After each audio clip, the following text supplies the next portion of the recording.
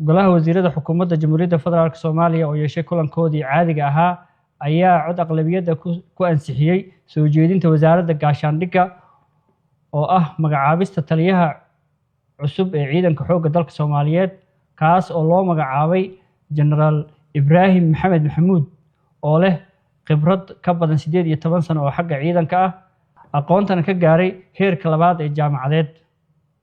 kulanka ayaa sidoo kale looga hadlay amniga iyo dib u xiraynta deegaanada ay ku sugan yihiin qawaarijta iyo guulihii ay gaareen ciidamada xoogga dalka Soomaaliyeed.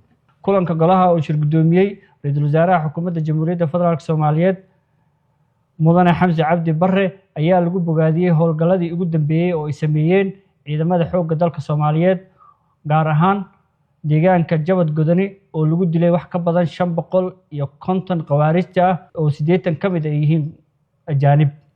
dhanka kale golaha ayaa magacaabay guddi heer wasiir ah oo ka kooban 6 wasaaradood oo looga hortagayo tahriibka. ugu dambeyntii golaha wasiirada ayaa ansixiyay axdiga dhisidda hay'adda caalamiga ah ee dhexdhexaadinta oo ay soo jeedisay wasaaradda arrimaha dibadda iyo xeer nidaamyaha diiwaangelinta gaadiidka badda oo ay soo jeedisay wasaaradda gaadiidka badda. mahadsanidin.